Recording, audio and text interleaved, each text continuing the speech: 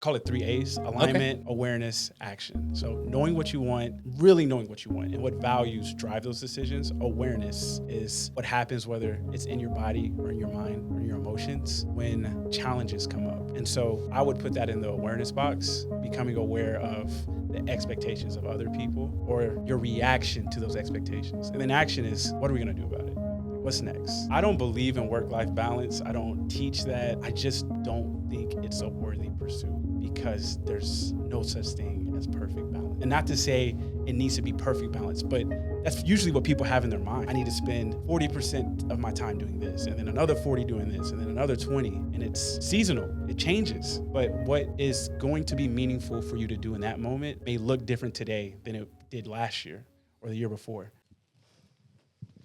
All right, TJ. So Yo. how we start every episode lately, we've been asking everybody what they had for breakfast this morning. So Yeah, man, no pressure. And you know what? I noticed that on the pod. I was like, okay, y'all are asking people what they have for breakfast. Maybe I should have just this gourmet, let me whip it up. Okay. And I'm like, you know what? I'm going to stick to what I do. There you go. I'm Be honest. yourself. There you go. I don't typically eat breakfast. Okay. So I didn't have breakfast again. Okay. And a part of the pressure in my mind was like, all right, we're going to the gym. I know in the fitness community, it's kind of split between, hey, you got to eat breakfast. You have to for performance. I was like, let me be as authentic as I can be. I usually don't eat breakfast. Before I train, if I do, and maybe it's a part of portion control, I just eat so much that I feel so full, and it just makes my workouts a little less. You work out in the morning, though? Yes. Okay. Yeah. Fasted and then go home and eat? Man, Or you still wait till later in the day? Yeah, later. I'll probably eat after the podcast. Wow. Okay. Yeah. Okay. And I'm not like, oh my gosh, I'm hangry. I'm not gonna make it. I feel fine. It doesn't bother you too much? No. Nice. Okay. I don't know. Dang. Dude, Now, have y'all had that yet? Have somebody? Oh, yeah. And we're, for sure. We're in the, as far as, fitness community is concerned, we're in the mindset of do what you like, do what makes you feel good. And that's what's most important, dude. If you don't eat breakfast, it's not you're going to die tomorrow. You know what I mean? Like, You sure? Nothing's going to happen to you, I promise. Like, you will be fine. Yeah. Obviously, we can tell by these sleeves over here just screaming. Those biceps need out of these sleeves. So, like, something is going the right way. All right. That's good to know. Yeah. Keep doing maybe your it was thing. the curls I did in the gym. There you go. Got a good little pump before you get on camera. I feel you, man. Okay, Sean, what about you? It is still early. It's only like 11 right now. Yeah. I'm going to have a late breakfast today. I woke up and just kind of got right to doing You some didn't other eat stuff. either? Not either, no. And how are you? How's any cognitive fog? or Fine. anything? No, fine. Yeah, I'm pretty good. I have a pretty weird schedule in general, so it's like I can kind of eat whatever as long as I'm eating, I'm good. So Dang. Well, I had 3 eggs, some egg whites, 2 pieces of toast with avocado and everything but the bagel seasoning on there. It's like avocado toast with everything but the bagel seasoning, and then 3 eggs with a little extra egg whites for protein. Okay. And I promise I'm not stalking you, but that appears to be a staple. Oh yeah, it's pretty normal, easy stuff. Dude. Yeah. I've heard simple. That's the find what works for you and stick with it. Yeah. What is it? Kiss, keep it simple, stupid. Yeah, exactly. Yeah, man. I love that. But hey, I wanted to ask you about I was kind of, speaking of stalking, I was stalking you earlier, but I'm on your website here it says, and I'm cheating too, because it's not super long, but I want to make sure I don't mess it up. It says therapy for high achieving professionals who want to feel as good on the inside as things look on the outside. It's a very powerful statement and really resonated with me. I wanted to kind of pick your brain a little bit about where that comes from, how you came up with that, what it means to you. So I kind of had to lead with that. But before we talk about that, just tell us, who you are, what you do, and then if you could answer that question for me. For sure. What's up, y'all? I'm TJ. You hear the y'all. I'm a Texan through and through. Perfect. I'm based out of Houston. I'm a licensed professional counselor associate and leadership coach. When I think about high achievers and feeling as good on the inside as they maybe even perceive themselves to be on the outside. So whether it's something you've built like this gym, people come like, hey, man, you've done such a great job, and I don't want to put this on you, but sometimes it doesn't necessarily always align. What do you mean sometimes? Thinking like all the time, dude. Hold on, all right. This is going to turn into a therapy session, y'all. Trigger warning, we're going to get into some deep stuff. yeah, right. No, but I had learned in corporate America, I was a financial analyst for a long time. And I spent a decade I was the personality hire. So I knew how to do the spreadsheets and stuff, but I was the water cooler guy. You come and talk to him. Hey, T-Day, what's going on? Good morning. And what I found in those conversations we were having, you can have people with the degrees, the titles. I'm the director. I'm the chief operating this, and that. But then you talk to them about their personal life. And it's like, oh, man, I'm struggling. Me and the wife are getting into it. The kids got this, all this stuff. And so I saw that misalignment between, man, you look like you have the accolades everybody wants. But on the inside, there's a lot of suffering. And I had saw, as I started doing groups, getting a lot of these people in the same room, getting in the room was tough to open up and have these conversations about whether it's failing marriages or kids getting into things or anxiety, depression. But once they were in there, it was like a faucet just pouring out. And so I did leadership coaching starting in 2019, having these conversations, hosting groups. And I said, while this is great, this isn't as deep as I want it to go, or it needs to go. The conversation needs to go a little deeper. And so I went back to grad school, got the therapy license, and now I'm here. So these groups that you got together, this was just like you asking people if they wanted to? How did that start exactly? For sure. So honestly, it started off me and about a dozen friends. So It's a pretty big group. Yeah. I was a financial analyst, and I had a friend who was an engineer. Another friend was a CPA. Another friend was a professional athlete. And we would just be group chat, texting like, hey, how are things going? And then one day, me and another friend, we were just like, why don't we just all get together and talk about, it was around New Year's. So what goals we have for the year, what do we have going on? And as we started to have those conversations about goals and accountability, it would be, hey, I want to move up. I'm in the school district. I want to be a principal one day or something like that, or be an admin. But I have a hard time telling people no. And so the conversation went from, hey, let's get you to be an admin one day, to how do you learn how to tell people no? How do you set boundaries? And so from having those conversations, and I'm big into reading and things like, well, I aspire to be bigger into reading than I am, but I like to read. I understand. That's how those groups were formed. Dang. And then some of the coworkers started to come in? Yes. Because they saw you meeting up with friends, or? I started talking about it all the time. Oh, okay. Yeah, I got you. Yeah. And so at work, I would have these conversations. A lot of companies do these groups called, it's like employee engagement groups. Okay. So it'll be groups that they'll do lunches and they'll bring workshops. They'll bring different professionals in to talk about things. And I was on these committees to bring, whether it's a therapist or a doctor or a coach in. And in those committees, just started talking about, hey, it's May. Why don't we do a mental health awareness month committee? Okay. And so there were forums already. And then outside of those forums, I was working on things with friends, just having conversations. And then those worlds met. Wow. Okay. And let's back up a little bit. If you could explain to me exactly what a financial analyst is and does, if you don't mind, just so I have an idea of your background. So we keep it confusing on purpose. I mean, that's the whole point of it. You know what I'm saying?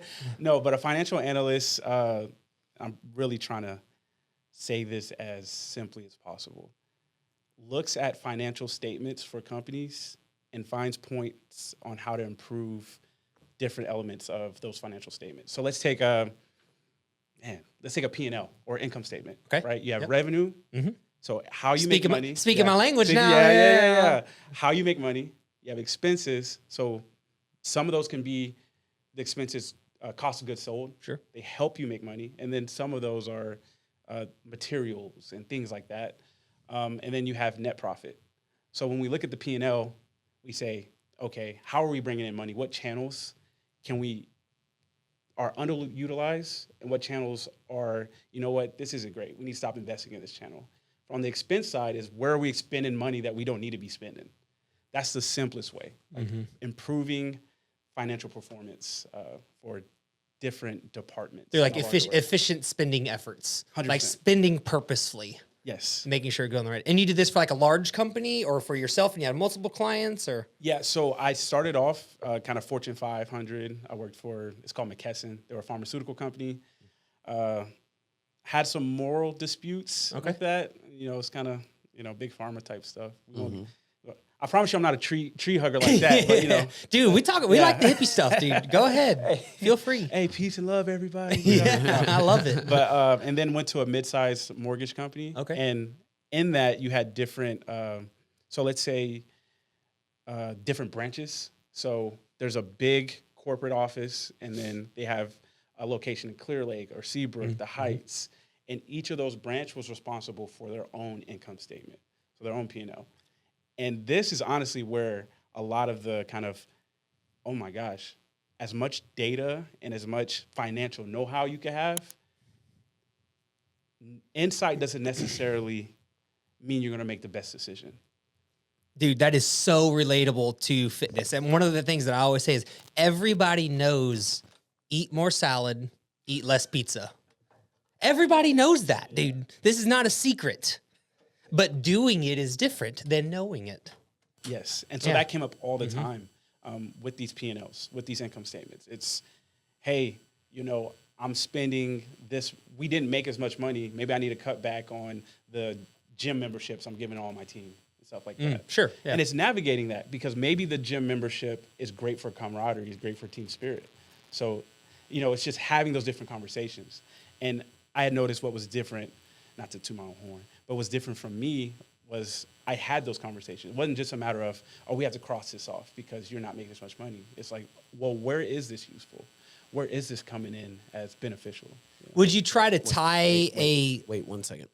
let's pause for 1 second. I'll keep everything rolling. Yep. One of these. Do you ever try to take and tie a financial value to those things? Like obviously a gym membership costs X amount.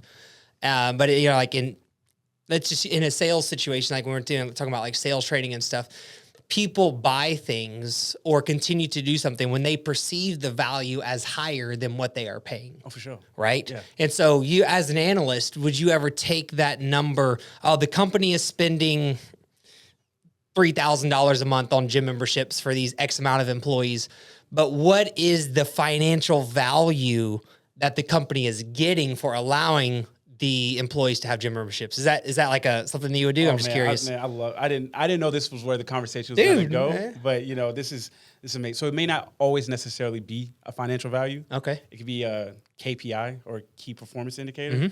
So take something like the gym memberships we're talking about. There may not be a direct revenue value, but is there less turnover? Like, are people staying longer? Are even self-reported? Are people more satisfied with their jobs? You know, And would you do surveys and stuff to try to figure that stuff out? 100%.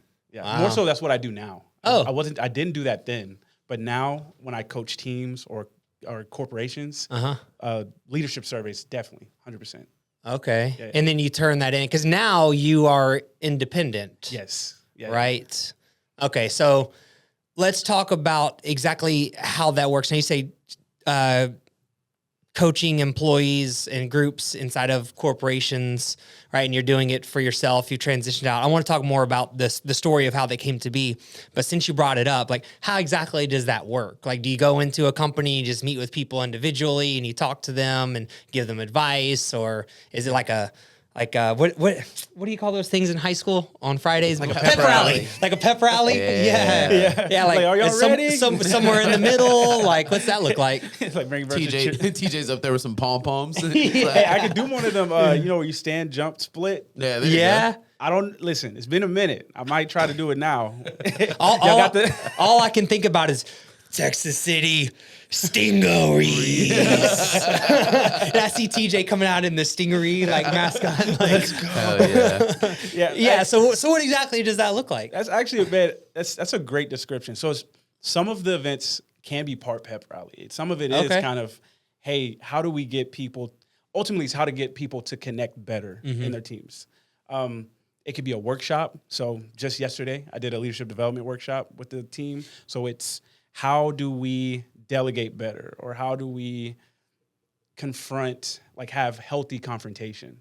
And then sometimes it could just be a panel. So it could be me, you, and let's say Sean. We have a panel where we talk about our mental health to the employees. So you normalize the conversations about, hey, you know what? I'm Phil. I know it looks like I got everything going on, but actually, you know.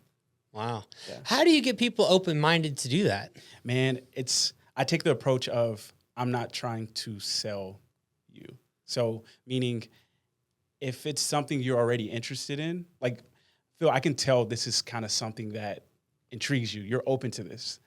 It's easier to have that conversation than for me to say, hey man, I promise you mental health is great and this and that. You know, that's a difficult conversation. Sure. And I'm sure you have to want to change for change to happen. Mm-hmm. Like there has to be a desire. And I'm sure you see that with your clients. You have a client they're ready, they're feeling it, they're here to do the work versus having to drag somebody through a workout. Oh yeah, way different. You could tell from the first time they ever come in. Yeah. You know, you if you ask the right questions, you figure out it. And the reality is sometimes you might have to tell them, hey man, like I understand you think you want this, but deep down, I don't think it's the right time for you. Yes. And that is an important thing to be able to do and to say to someone that this is not the right thing for you. Because in reality, you think you're doing them a favor by getting them on this like pep rally type of journey. But what you might be doing is just setting them up for more failure.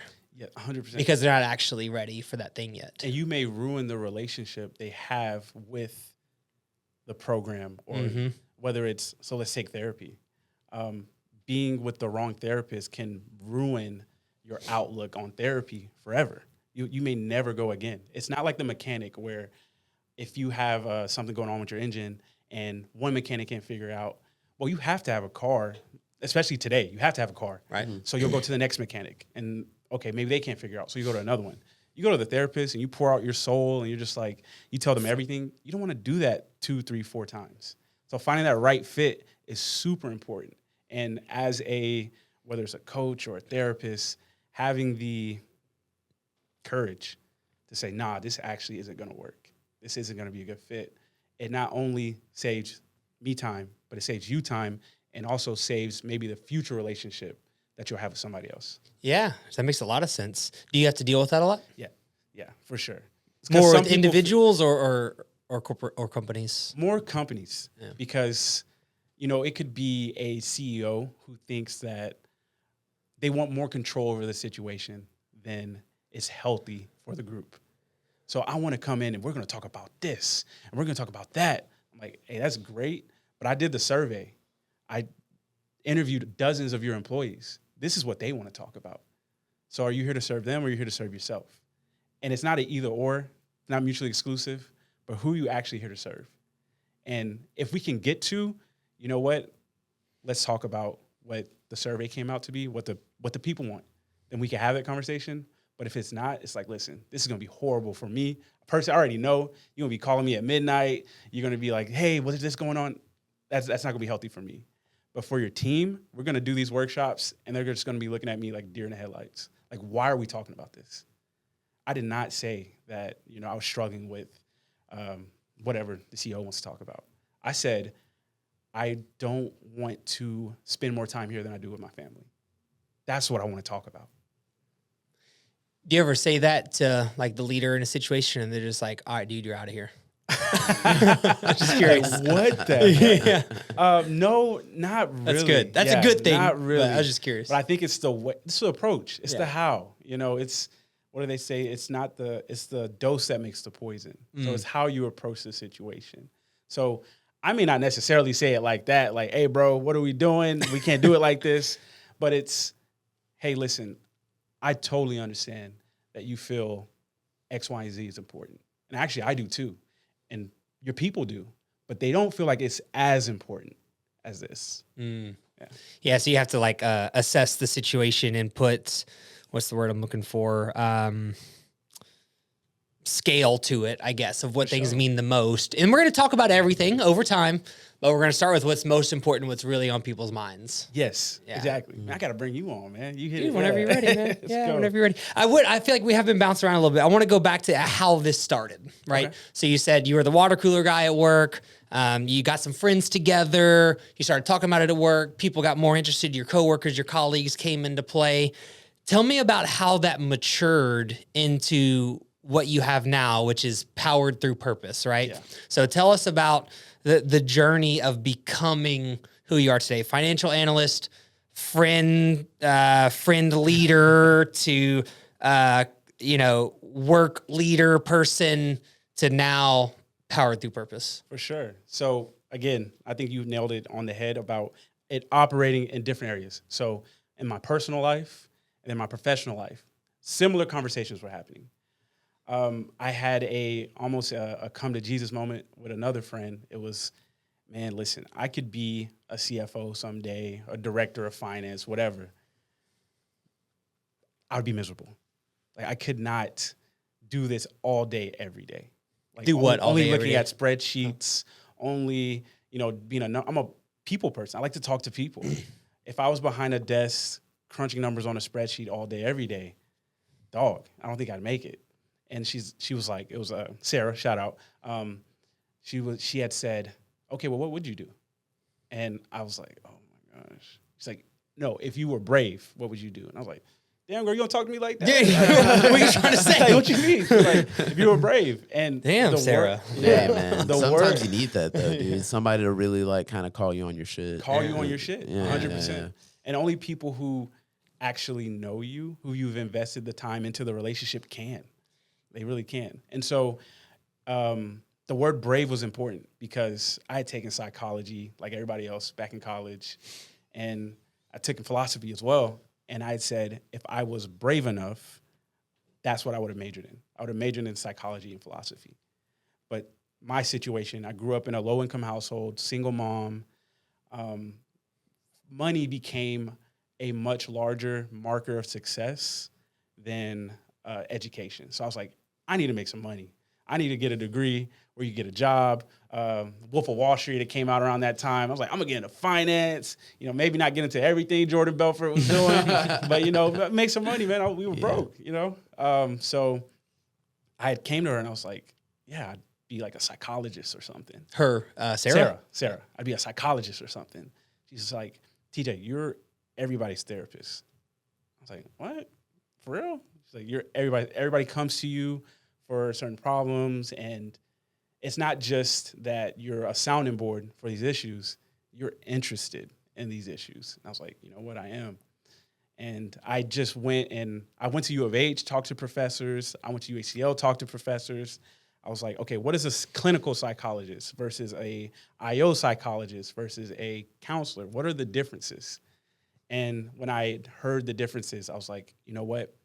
Therapist is more in my lane. Can you maybe 30-second description of each one of those? For sure. Yeah. So, because I don't know myself. I'm curious. Yeah. and I think a lot of people, that's the kind of the standpoint that they have. A psychologist, a psychiatrist, what's the difference? therapist, social worker, they're all the same. So I'll start from education, like who gets the most education. Okay. A clinical psychologist, every time you hear IST at the end, it's usually a doctorate, a PhD. So they went and got, whether it's a 4 or 6 year program to get a PhD. And a lot of times it's research-based. So they do a lot of assessments. So, they spend time doing research on specific topics, and they get their doctorates in that.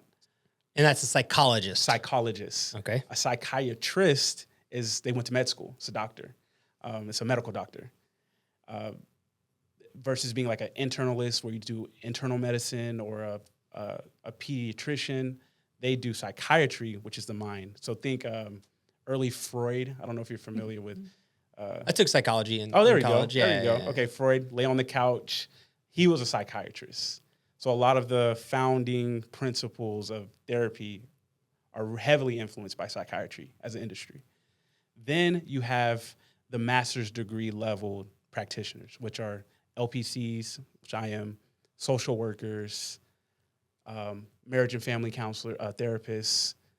So a lot of them do typical therapy, or social workers, they'll do casework. So they'll work with like foster kids in the foster homes. This is Ray. Things like this. That's Ray, the guy I was telling you about from the shrink gym. Really? Okay. Same. He was a social worker, turned into.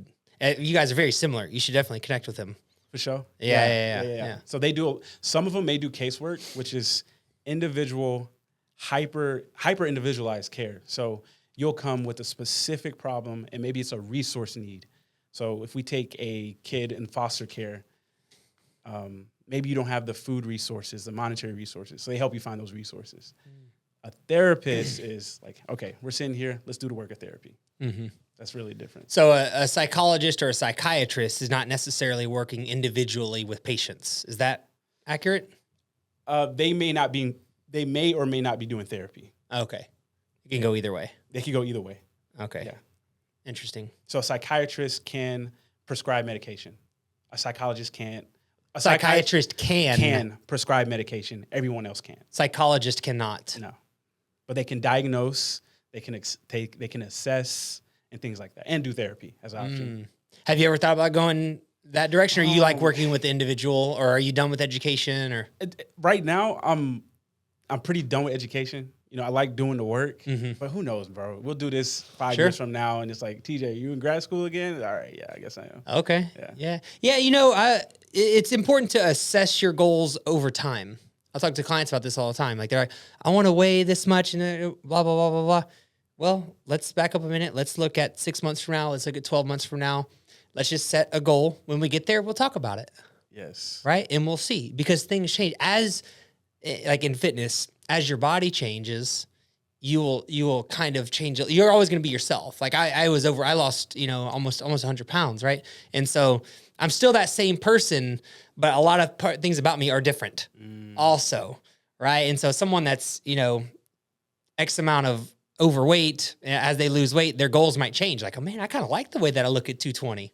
You know what I mean? Say you're a 6'2" guy and you're like 260. You're never going to look great or feel great at 180. You're a big dude. You might think you want to weigh 195, but you get to 220, you're like, dang, sleeves are popping, you feel good. You wake up in the morning, you enjoy being the bigger guy. Like 180 is not huge. Yeah, a lot of times you don't know until you get there. That's right. You don't know until you get there. Yes. And you can forecast how you're going to feel. Okay, my goal, I love the example of 100 pounds or weight loss, because it's so easy to kind of. It's tangible. Yes. Yeah. Right. Like, okay, I want to use 100 pounds, but then you get to 50, you get to 40. It's like, actually, when I'm moving great, I feel great. Exactly. I can eat what I want. Bingo. Yeah. The freedom and flexibility. This is specific to weight loss, but yeah, the freedom and flexibility that I have at this weight feels, yeah, could I get to under 200? Sure. But man, that's a lot of restriction on my diet. Yes. Lifestyle. It's Yeah, gonna have a lifestyle. exactly. effect. So you can find that combination for sure. All right. So Sarah calls you out. She says you're not brave enough. So you, Hey, it still stings. I haven't healed from that. yeah. So you get mad. What do you do? What'd you do at that moment? Started researching. Started reaching out to the different professors and how to apply. Oh yeah, you said that, and you learned about the difference between a psychologist, psychiatrist, and all those things. That's kind of where we left off. All right. So you learn about it, right? You went to UH, Clear Lake. What steps did you take?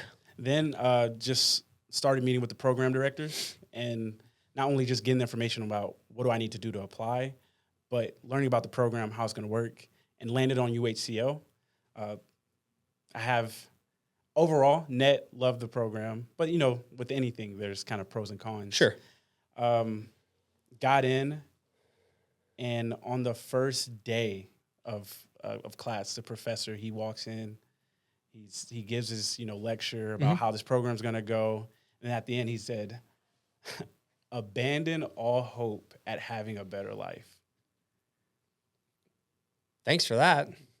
In the past, abandon all hope at having a better past. At having a better past, and That makes sense. he Okay, dropped yeah. that bar, and I was just like. I said, abandon all hope at having a better life. Yeah.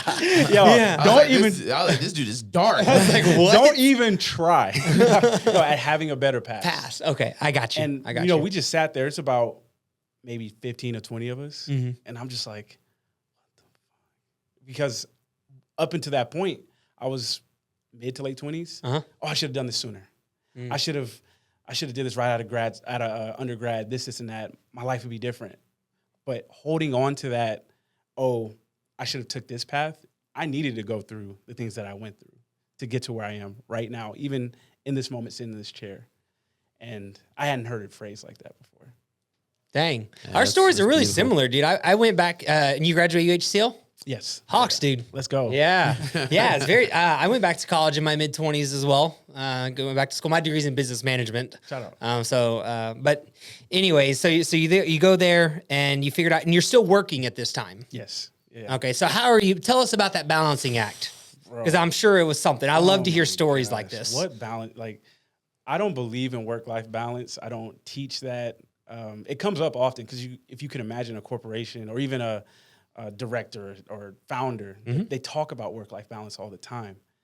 I just don't think it's a worthy pursuit because there's no such thing as perfect balance, bro. And not to say it needs to be perfect balance, but that's usually what people have in their mind. I need to spend 40% of my time doing this, and then another 40 doing this, and then another 20, and it's seasonal. It changes. You know what you're called to do in that moment. I say called, but what is going to be meaningful for you to do in that moment may look different today than it did last year or the year before. And so when you say balancing act in grad school, so I'm a dad of 2, married. Recently sick kid. My 2-year-old has cancer. Oh my gosh. 1. So all this in grad school. There was no balance, man. Did you have kids while you were in? Yeah. So Okay. I had the first one right after I graduated undergrad. Okay, I thought you meant your 2-year-old now. Yeah, he has cancer now. But how old is he now? He's 2. Oh, he's okay. Oh, so this is all very recent. Very recent. Oh man, my timeline's way off. Okay, so this is all very recent. Graduation very recent. Okay, I didn't realize that. I'm sorry. Okay, gotcha. It's cool. Yeah. So just trying to balance. When you're in grad school to be a therapist, you start seeing clients, like you start doing therapy, and you have supervision. So let's say we do a session, and we talk about, for 50 minutes, whatever we're going to talk about. Then afterwards, I have to go to my supervisor and talk to her about what we just talked about, so she can give me advice on what to do, this, and that. So, and a lot of that's unpaid. So, no, all of it. Let's be honest. All of it was unpaid. Okay. Going to school, working full time, being a parent, and doing those, if they called them internships, but seeing clients. If I had the expectation I was going to do each one really, really, really well, I think that would have set me up for more misery. But I kind of came in with, hey, listen, I'm not going to be this might sound weird, as good as a dad for this season as I want to be, but I'm going to show up the best I can, if that makes sense. Sure. Husband, wife is carrying a lot of the load. I mean, Does your wife work? She worked at the time. She doesn't work now. Okay. She doesn't work now. Being with it sounds even weird saying doesn't work, because what she does right now with our 2-year-old. Yeah, she works. She doesn't have a formal, she's not formally employed. Let's say that. Our society, we don't appreciate that as much, by large. There are individuals who do, but sure. But yeah, full-time kind of caregiving with the baby these days. Wow. I definitely, I want to continue that story, but I'd like to sidetrack for a second because you mentioned the work-life balance thing, and you and I have very similar philosophies on that. But I want to ask you, is that different for someone that's like a founder compared to an employee at like a large corporation, for example? Does that same work-life balance approach work for each of those individuals? I want to try to say this as loudly, as clearly as possible. Yes. Okay. Yes. Okay. Yes, it is. It is really, really different, and that's one of the. It's different, or it's the same? It's different. It's different. Okay. Very, very different. Okay. It can be different, and when I say this, I mean, so you can have a founder who comes in and says, "Listen, man, my wife is on to me right now," or husband or wife, they're on to me right now. We're really getting into it. We're not getting along, and one of the early conversations that I have with my clients is, what are the expectations? What if y'all decided, both individually and as a couple, are going to be the principles or standards or values that you're going to live by? And if it is spend time with more family, and that's kind of across the board as the husband, wife, and then together, then okay. But if you as a partner in this season, you gotta go in. You got to put 80-hour weeks in at work and things like that. That is actually the expectation. And it needs to be more explicit, not implicit, because there are trade-offs. You won't be able to be there all the time. And right now, y'all operating off of the belief that you are. And it's a misalignment. So they're just not on the same page. 100%. So you're saying that in a founder position or a high-level position, it's okay for this, quote, work-life balance to be out as long as it's communicated properly. Am I saying that right? Whether or not it's okay, I think it's Subjective, maybe. super subjective, but it is. It is going to be it is out of balance currently. And then as we talk about, your future goals, man, it sounds like you're going to spend a lot more time away from the family. So let's be clear on what the expectations are. Let's be clear on, you may value family. So then your spare time needs to be super allocated towards that. But right now we're operating as a family. A lot of the strife and the grief is coming from, oh, I'm supposed to do this. I'm supposed to do that. Hey man, y'all's lifestyle is surrounded by what you're doing as a founder. It's building this business. That's right. Yes. Dog, there's trade-offs. There's trade-offs. Do you ever see people that are in a position like that maybe internally you feel like that's not the right position for them? Can you say more? Let's say the longer and longer that I've been like an entrepreneur, I have started to realize more and more that not everyone can do it, right? When I first started, and I was one of those guys, anybody can do this. You can do it. You know what I'm saying? Anybody can do it. And the older that I've gotten and the further into that I've gotten, I no longer believe that. I'm still young, right? But like back in my day. Yeah. But I'm starting to realize as I meet more and more people, my pool of contacts has gotten larger and larger, and I've met more people who are successful. The ones that make it, people who have tried to start businesses and don't make it. I have met all these different types of people. I now have a belief that I don't think everyone is meant to do this, right? So do you ever see someone in a position who is fighting for a position, and you internally as an individual, you're like, man, I don't think this is the right position for you, right? You need to get out of this position, but they keep fighting for it, and you know that things could possibly fall apart. What are your thoughts on a situation like that? That was an amazing description. I would say yes, as a whole. There are people who are in positions and they aspire to be in a different position, and maybe they just don't have the attributes. Right, exactly. But I do believe entrepreneurship is a skill.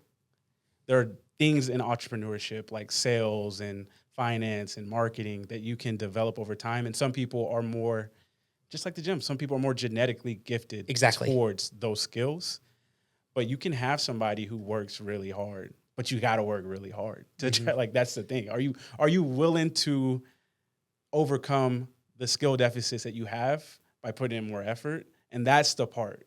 I'm like, hey, you're going to have to work a lot harder at this, and you are currently willing to. And that's where the misalignment is. Yeah. And when you give someone that advice, do you often see them follow through on that, or is it like a lot of the same stuff? I think a lot of the same stuff for a while, right? Because, coming in to talk to me, let's say we've been working together for 4 weeks, but this has been your dream. Like, you've been aspiring to do this for forever. I'm not here to say whether or not you should or shouldn't. I'm just here to lay out the landscape of what it would look like, what you would have to do. And you honestly, know what you would have to do, if I'm going to be honest. And that's for whatever goal. If you put, I want to lose 100, let's say 50, 100, that's wild. And people do it, but that's wild. But I want to lose 50 pounds. Do the habits that you have today align with someone who's going to lose that weight? If you're honest in your heart of hearts, and if your answer is no, that's fine. What does it look like for somebody who does have those habits? Somebody who is going to put in the work to lose 50 pounds over time, in a healthy way, not binge it, not crash diet it. What does that look like? Okay, now you have where you are and what it's going to look like in the future. Are you willing to bridge that gap? Are you willing to acquire the habits to do that? And just laying it out like that, I find that to be very helpful for people. Yeah. And do you think that if someone answers no, should they take a step back, assess the situation, and maybe try to take a different direction with their whole life? That's a big question. With their whole life. Not their whole, but you know what I mean? Yeah, This is for a big sure. decision. It is a big decision. Yeah, it could affect their whole life. I think initially the answer isn't yes. It's like, oh no, it isn't no. Like, oh no, I can't do it. I can't get there. I think you have to try. I'm a big, oh my gosh, I might almost change the company to like try it. Try shit.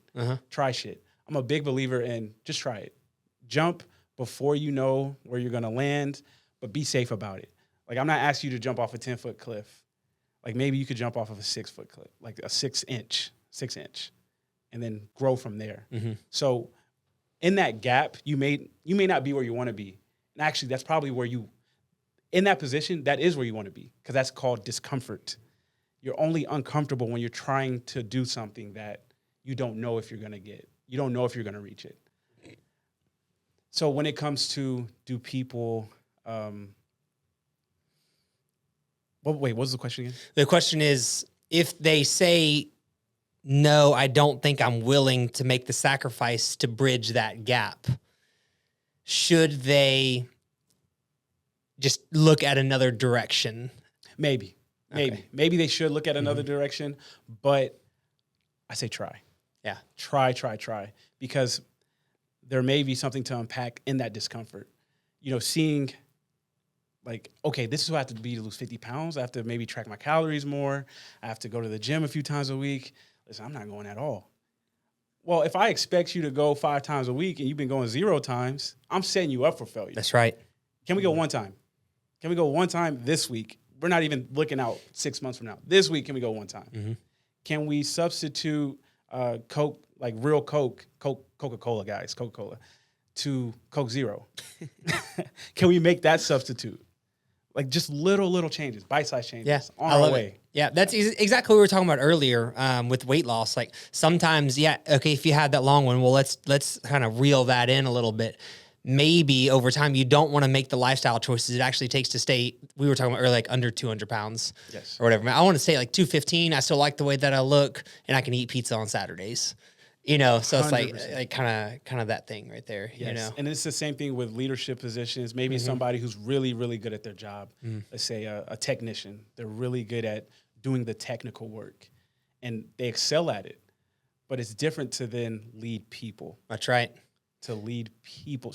I like to use the analogy of a really good cook can make you the best meal you ever had. I think about my mom. Throw down, like all the way down. A chef can show somebody else how to do it. Yeah.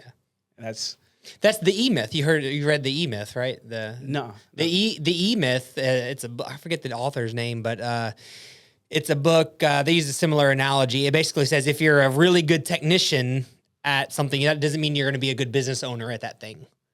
Right. And we see this in our world in fitness all the time. That's like something that we're trying to do here at OTG is create a place where personal trainer, people that are really good at personal training and want to excel at it, can actually have the opportunity to grow within the industry, because it's very difficult to make it in our industry. You know, a lot of trainers, they can be really good at training, but running the business side of things is just so out of this world. It's so unfamiliar to them. So to make that step is just so difficult. But what we're trying to do is bridge that gap and give them a chance. Hey, come in, train for a year or whatever, however long it takes, and then we can take you under our wing and help you grow into this position of a leadership position and have your own facility under our, name and brand and all that stuff, because it's a big jump going from a technician to a leader. yes. Right. And I would kind of want to revisit the work-life balance thing for someone that is that really good technician that doesn't necessarily have that inspiration or doesn't aspire to become any type of founder, but they're a really good technician. They feel this work-life balance thing coming in. How does that differ from the advice you gave earlier about the founder that say, hey, right now you might just need to do this thing for a period of time? Does your advice change for someone that is more of in a technician role with their job? I always start with alignment. So alignment being knowing what you want as clear as you can get it. So if someone comes to me and they say, hey, I'm really good at my job, I enjoy my job, my mind goes to, well, then almost like, why are we here? Like, why are we having this conversation? And a lot of times with that, and I might not ask it like that, but with that train of thought is, oh, well, somebody else has this expectation. Like maybe somebody else wants me to go from junior tech to senior tech, or they want me to be the director of all the technicians. And it's handling that noise. So yes, that is a different conversation, handling that external noise. A lot of times founders have a really good like internal compass, like that internal, this is where I need to go. But the external noise of this is where other people need me to go, this is where I want to go, that's where the struggle is. So with that technician example, it's, the issue isn't whether or not you want to be super tech. It's, somebody else wants you to be super tech. It's often, that's what it is. Yeah, so what needs to happen, they need to handle the external influences and factors that is blurring their vision. Yeah, and right? I like to do, it's called it 3 A's: alignment, awareness, action. So knowing what you want, really knowing what you want and what values drive those decisions. Awareness is what happens, whether it's in your body or in your mind or in your emotions, when challenges come up. And so I would put that in the awareness box, becoming aware of the expectations of other people or your reaction to those expectations. And then action is, what are we going to do about it? Like, what's next? Okay. I'm going to give you a little role play here, and then we're going to get back to Sarah insulting you. So the other day I was having a tough day. I had 2 tough days in a row. I called my wife and I was telling her about how, like, I love everything, but this lifestyle is I'm just getting very frustrated sometimes. Here, we have, how many, there's 7 of us, right, Sean? Yeah, there's 7 of us here, and pretty much everyone has their places except me. I do whatever is necessary, you know what I mean? And I've been doing that for a very long time. And I did it by myself for a longest time, but maybe the past, I'd say, I was telling you this earlier, the way that we do things here now have been pretty consistent for about 2 years maybe. And then as far as the structure, I'd say the past year has gotten much better. A lot of my responsibilities have been moved off to Justin, who's like our director, and he makes a lot of decisions where I don't have to worry about it as much, and it's taken a lot of stress off of me. But even before that, I was just kind of being pulled all over the place because things weren't figured out yet. Now they kind of are figured out somewhat, and I feel like I'm getting pulled all over the place. But now it's because of other people, not because of me, right? And so I called her the other day, and I was just like, I can't handle this lifestyle anymore. It's so tough. I had to go to Pearland in the morning, come back over here like mid-morning, be back over there in the afternoon. I had to go home to let the dog, we don't have kids, but we have dogs. So I had to be home, let the dogs, this, that. And I was just like, when do I get to do what I want to do? When does that happen? And she's like, well, what do you want to do? I was like, well, shit. Yeah. Damn. I was like, fuck, I don't know. So I don't know. There's that. What do you think about that? Like, how do you feel about that? What's your wife's name? Denver. Dude, I'm laughing so hard I'm crying a little bit. She nailed it right on the head with that last part. Yeah. And I was almost waiting for that. Mm-hmm. But what do you want? That's the alignment part of the conversation we were talking about. And there's also a little bit of, as a leader, you delegated yourself out of a job.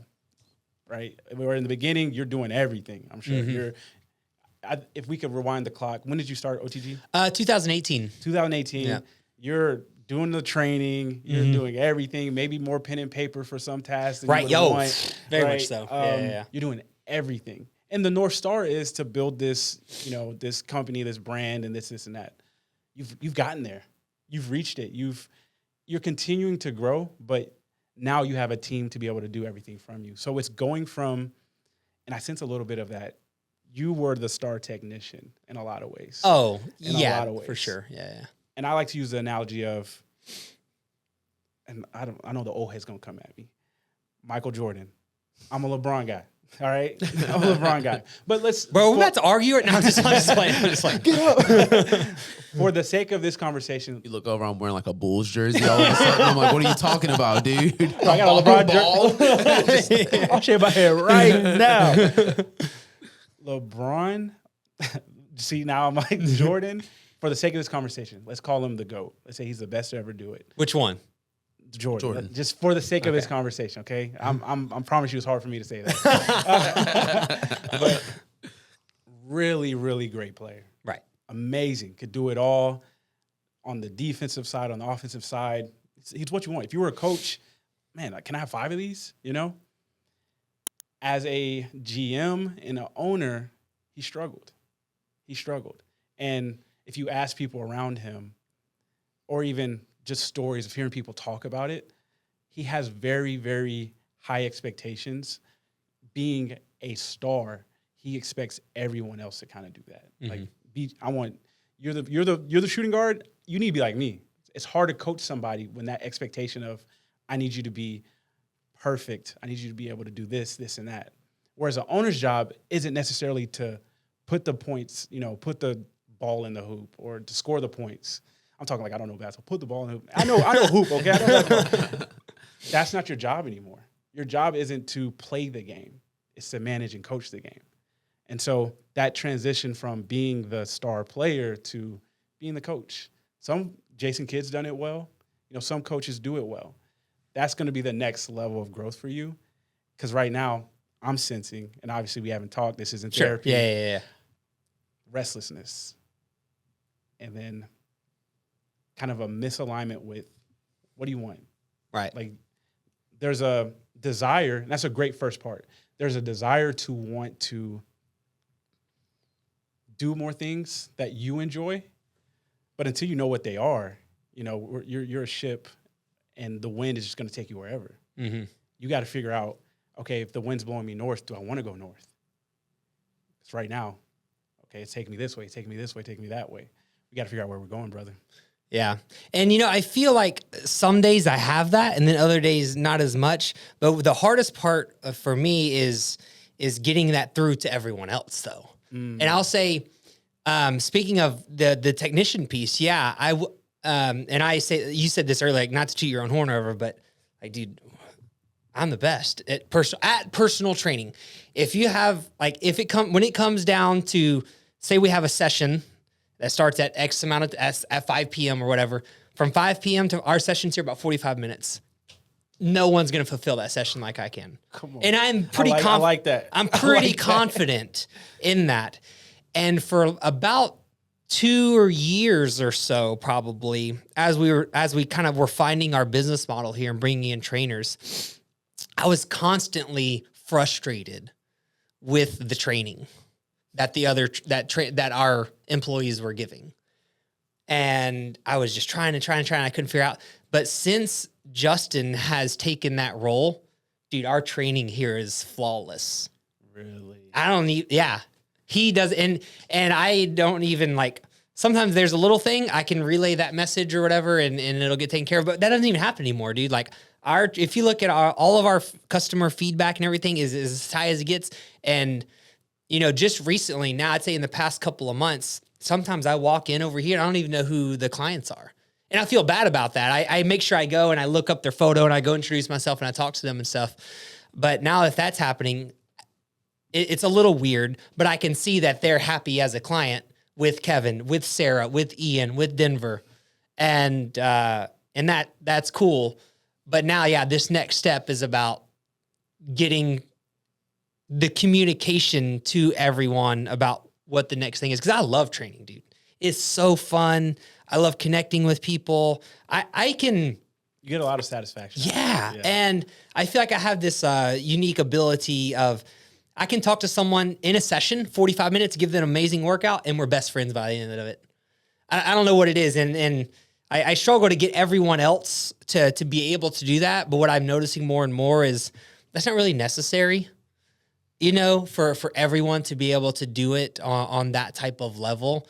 Because I see that everyone's doing it to their level and the clients are still extremely happy, getting good results and all those things. Exactly. You know, that's powerful. So would you say you're a problem solver?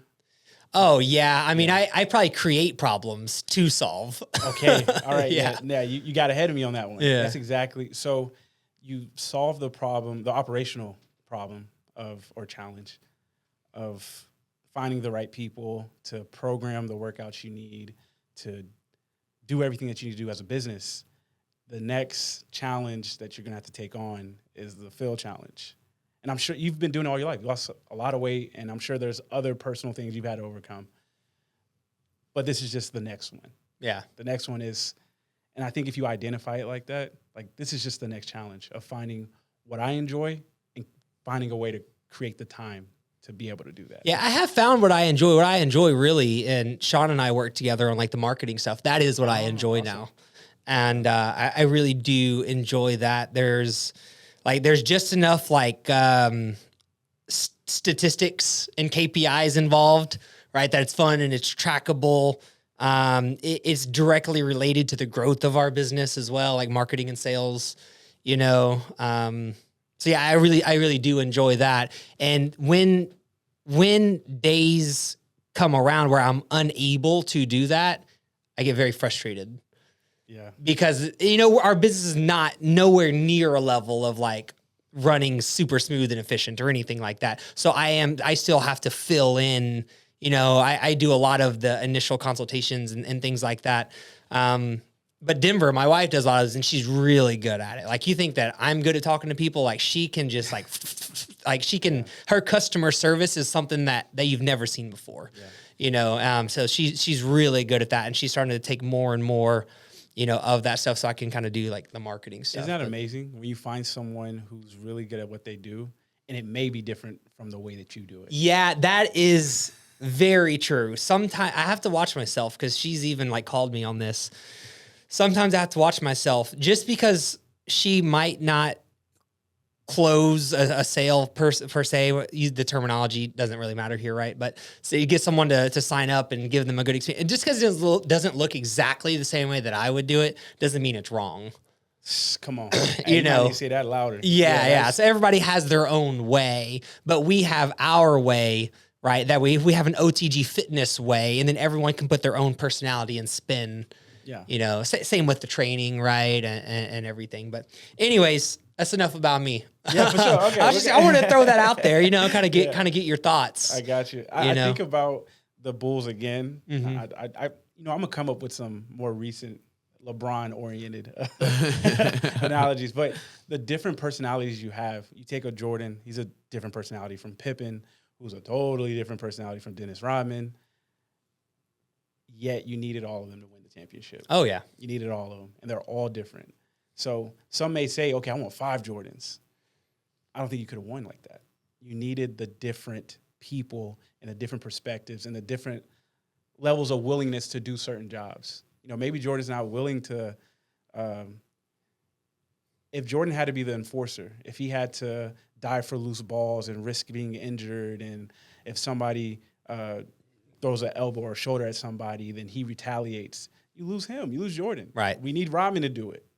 Or, you know, things like that. Like a team. Mm-hmm. A true team isn't a group of people who does everything alike or similar. A true team is people coming together who do things differently, but they do them well together. Yeah. And each person takes advantage of their own unique talents. For sure. A little bit more Golden State rather than like the Bulls. Like I don't watch a lot of basketball, but I definitely kind of understand that team dynamic a little bit more. You don't want Curry pulling up for layups. You want him out sniping. That's what you want him to do. That's where his strength is. So. And it spreads the floor that way. Yeah, right? exactly. Because he's able to do that. Now you're splitting their defense up, and now you got them 2-manning them, and then you can probably shoot it over to the person in the middle, and then what was his name? Iguodala goes up, and he just yeah. I'm sure that's kind of 100%. Dated as well. So and sports is one of the things that isn't what's called domain dependent. Like you can bring analogies from sports and apply it so much to life.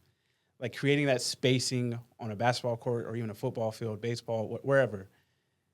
It happens so much in organizations, but you're just not aware of it. Like putting people in the right positions. Maybe somebody's better at sales. Maybe somebody's better at the personal training instead of trying to force the personal trainer who's great at the technical knowledge of, hypertrophy and things like that. Dang. Whoa. Whoa. Hey, and forcing them to be the sales guy or the onboarding person.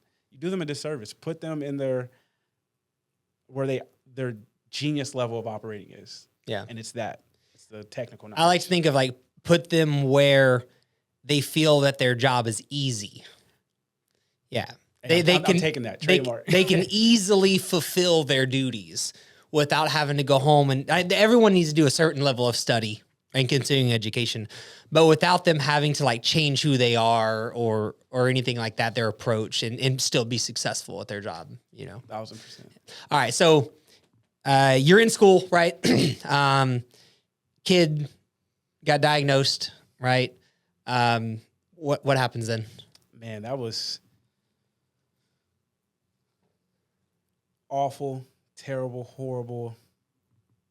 And I always say when people ask, like, hey, how is it? I'd like to start there because, a lot of the motivational speaker guys will be like, there's a lesson in every tragedy and this and that. Right. And some of them, man, he was a baby. He was 1 at the time. And it's not less tragic. Well, you know what? It doesn't seem less tragic. Like if it happened to me, I'm 31. Right. It's different.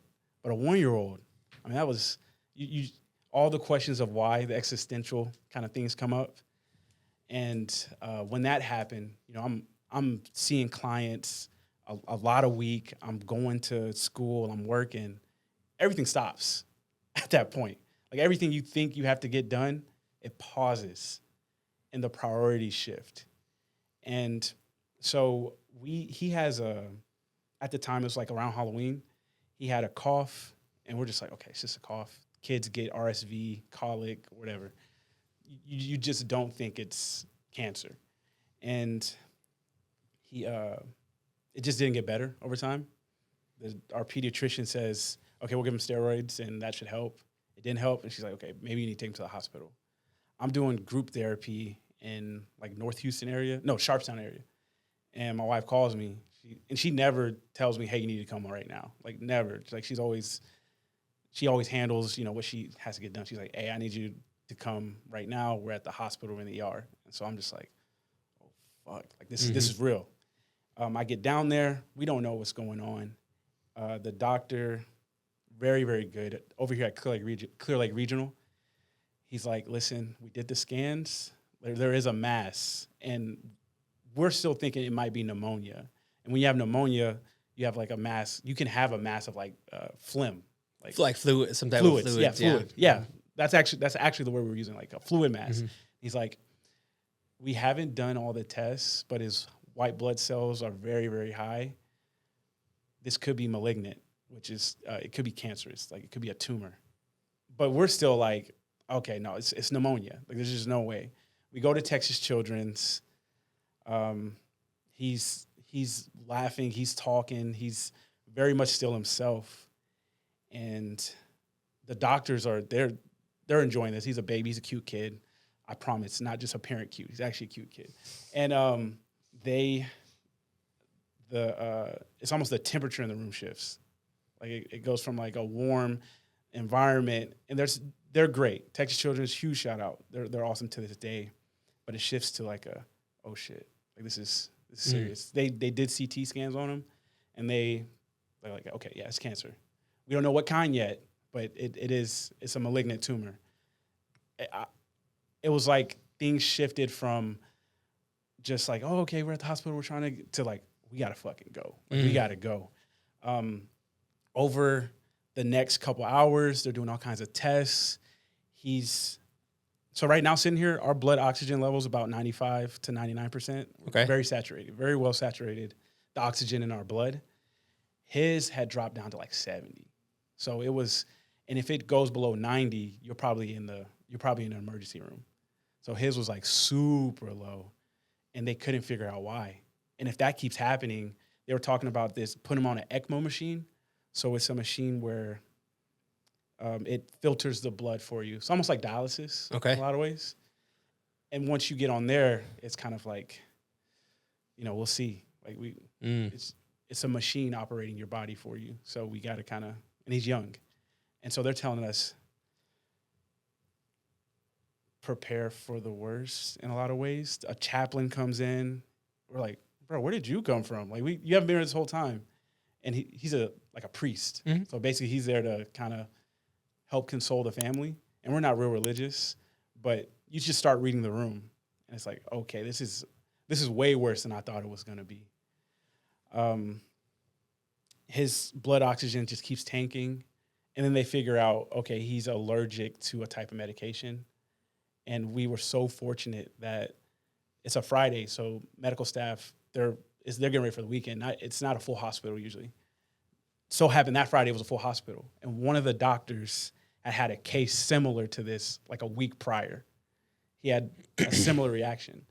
And they were like, hey, we don't have time to test. We don't know what's going on, but let's treat it as if he has this deficiency. And the cure was vitamin C. They just gave him a lot of vitamin C. And they did that. His oxygen level started to get better, and kind of made it out of that. Yeah. I've had one client specifically that I'm thinking of that had a kid, similar situation that was at Texas Children's. And, we're in the medical capital of the world. Yeah. Here. And you have the best doctors in the world right there where you're at. 100%. And so that's one of the things. It's kind of, life is tragic and beautiful at the same time. Mm-hmm. Like you don't want that. But if you do have it, this is kind of the place to have it. That's right. Like listen, you don't want your kid to have cancer, but he does. Mm-hmm. And so I am fortunate we're in Houston, for sure. Yeah. Did you end up, after all this happened, is that when you decided to leave your career so you could have maybe some more free time and things like that? Or how did that all intertwine with this stuff? So I was in the hospital. We're kind of getting the information about the ECMO machine, which is the thing that's going to pump his blood for mm-hmm. him outside of his body. And they're like, hey, you need to sign off here. And I'm super dissociated. I'm not here in the moment. And out of nowhere, I just found myself just like taking really deep breaths. Right. I do breath work pretty much every day. Like I'll be in the sauna and I'll do a box breathing. So 4 seconds in, hold, 4 seconds out, hold. Okay. My body, just practicing that, I just started to do it. And then things kind of got clearer. Okay. Like, okay, we're here. We're in this moment. And so we get through that. I'm able to kind of function better. I mean,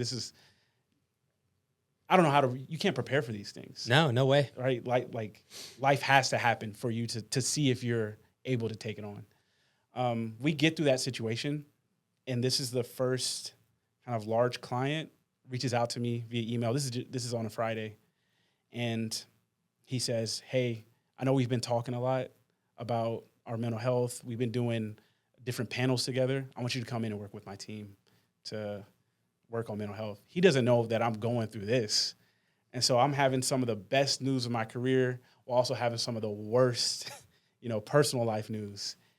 And so rather than responding right away, and this is to my corporate job, this is to the new business endeavor that I'm going on, I don't answer anything. I'm like, man, I got to be here. I got to be here with my wife, my son. I have another son. He's 8. I got to coordinate everything that's going on. I'm not going to answer anything. And I had said I'll come back to it over the weekend, when the weekend's over, on Monday. Where my headspace was prior to this was, oh, if you don't answer, you miss opportunities. If you don't jump on it, oh my mm-hmm. goodness. Man, Monday shows up and it's okay. Everything's okay. He still wants to work with me. Right. The world is still spinning. I like to say my world stopped, but life kept going, man. Sure. Mm-hmm. Planes were still in the sky. Like the world kept rotating on its axis. And reflecting on that moment, it just showed me, okay, this is the work I need to be doing. It's when life happens, like life. Mm-hmm. We live life all the time. This is a part of life. But when things happen that are out of your control, what can we lean on? And for me in that moment, it was creating space from professional life and personal life and letting that be okay. dealing with the discomfort, the anxiety of, oh my gosh, this is the opportunity I've been waiting for. I'm gonna risk it all. I'm losing it all. That's anxiety. I need to deal with that. And my goal in that moment was to be there for my family. So dealing with the anxiety of having professional goals, having personal values, and real life kind of, oh shit, this is cancer. This is the C word. And saying, I have to deal with the anxiety of the moment and dealing with that in the moment. It definitely opened my eyes to, okay, this is the work I need to be doing. This is important work. And it's been kind of what I've been doing ever since. Okay, so that was your first major client. Yes. And at that time, though, you were just doing a bunch of internships. He was an intern client? Is that? No, so I had been doing kind of, like I was interning for this company. And on the side, I was doing different panels. Like, were you working? Yes. You're still a financial analyst? Yes. 40 hours a week. 40 hours roughly, a week, or more. Yeah. More or less. You know, sometimes more, sometimes you. less. I got you. I had done a couple workshops with him where, conferences. So he, like, I know him. We're pretty tight. And he invited me to be the mental health guy for these different conferences that they were doing. And so we would, whether it was in Dallas, we did one in Austin, San Antonio, we would speak at these conferences about mental health in the workplace. And then he decided to pull the trigger on, like, hey, let's do a full workshop for my team. It's a program. You're going to meet with them one-on-one monthly. Once a quarter, we're going to bring everybody together. So he just pulled the trigger on that. Wow. Is that kind of how your business model started? Like he recommended something, you're like, I think that'll work. 100%. You know, that's funny. I always thought it was going to be just the one-on-one coaching. Yeah, it's always interesting how your business model comes to be. You know, like we have a unique business model here, and it's like, it's interesting, like the story to get to where it is. And in your case, it's like you didn't even make it. Like someone presented it to you, and you're like, "Yeah, that sounds pretty good." Well, you know? That's awesome. Yeah, we would meet. Like we started meeting, after this situation. And here's another thing: I told him what's going on. And you don't have to. Everybody listening, I understand some people have different levels of a private life. Sure, I'm I understand. I just wear everything. I'm out. open. Same with me. Yeah, same. And there's not a better way or worse way to do it. But I found if there are those of you who feel closed off because maybe you're anxious about how you're going to be perceived, in that instance, I found that when I shared what was going on, it created a lot more opportunities. Just try it. Yeah. Try talking about it, like you said.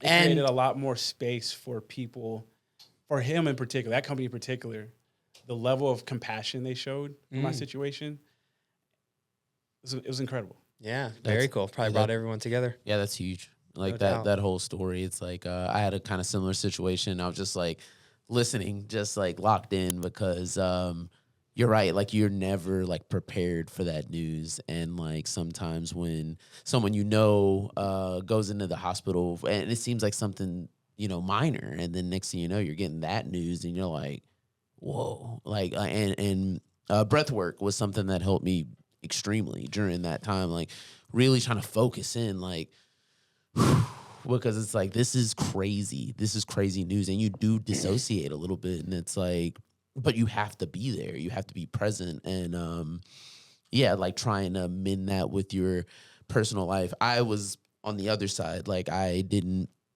was hard to share that news with people because you're scared of I was scared of how it was gonna be perceived. It's like, man, is someone gonna perceive this as like, it sounds shitty, but sometimes it's like, man, are people going to think I'm making an excuse? Like I'm trying to BS them or something. It's like, dude, this is, and so, just hearing that, that was the way you got through. It was great. I don't know. And it makes sense that we think that way, right? Because sometimes we judge ourselves harsher than we need to. That's actually a lot of times. 100%. I mean, especially if you're someone who's ambitious, that's almost like the driving factors is like, no, I got to overcome this. You got the chip on my shoulder. But I challenge, especially the high achievers, ambitious. If you allow yourself to be more vulnerable than you are today, it doesn't mean you need to spill your guts all the time. Maybe just 1% more vulnerable. People look up to you, and you create permission for other people to be more vulnerable. And you get to really connect. You really get to tap into what's going on. 100%. Yeah, that first step is so difficult, though. So hard. Yeah, it's very, yeah. Sometimes you just got to overcome, I guess, right? You just got to step into it, put your shoulder down, you know? Try it is so, so Give it a important. shot, man, and do it smaller than you think you need to do it. Mm-hmm. Yeah. Oh, there you go. Yeah, I felt like, I guess it's like you feel really alone in that, especially when you're going through it. You know, multiple doctor's appointments, and you're just going back and forth, late nights with it, staying with people and stuff like that. And you just feel so like alone and shut off. But when you actually do like open that faucet a little bit, and not with everyone, like you said, like, and you know the people, you know your, I like to call them my like freaking console, my console. Yeah, it's like the people that you really look at to, and like your sounding boards. And once you open up to them and you're like, hey man, like I need help, you like really realize how much people like you like have there. And it's like, wow, I'm really not that alone. Like I really do. Some people don't even know how much support they actually have. Exactly. Yeah. Because you never test it. Yeah. Come on. Yeah. Yeah. So yeah, that was huge. Yeah, just like kind of opening that door just a little bit, and it's like, these are my people here, and it's like, you know, it just makes such a strong bond after that. Like, oh my God, it's like I didn't realize I had, like, I knew I had a friend in you, but like that, but I didn't know I had a like a friend like this in you. Like it just like evolves that relationship. Yeah, and you'll never find that out if you don't. And if you try. if you just closed off. Yeah. Yes, 100%. So crazy. Teams, and I view relationships as teams, like husband and wife, husband, whatever it is. Partnerships as teams, co-working spaces as teams. And the more that we embrace kind of that mindset of we are people in this group who have roles, teams that struggle together, and that's a struggle. It could be a medical struggle. It could be like a financial struggle. Teams who let other people help them with their struggles, they forge stronger. Mm-hmm. Like you have to go through the trenches with somebody to have a real meaningful connection. And it doesn't mean you got to go through the worst of the worst in the world. Right. But let there be some kind of struggle. Allow somebody, like you had said, give them permission to know that about you, and watch what happens. You might be amazed. Yeah, you might be. You probably will, actually. Yeah, you probably. No promises. But more than likely. All right, so the guy hits you up, you wait till Monday, everything goes through. At what point and you said, this is what I want to do, right? But at what point is it, this is what I want to do full time and leave my actual career?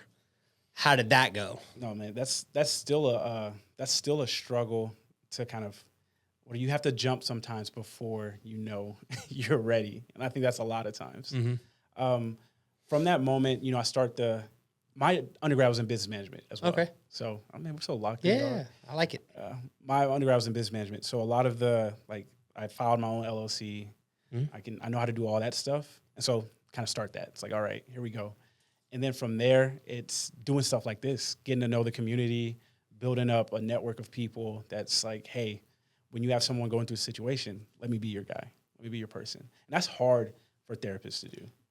I'm sure it's hard for anybody to do, but specifically therapists, one thing I noticed in my graduate school program, there is a culture of, in therapy, you're such a bleeding heart that you need to give away everything for free.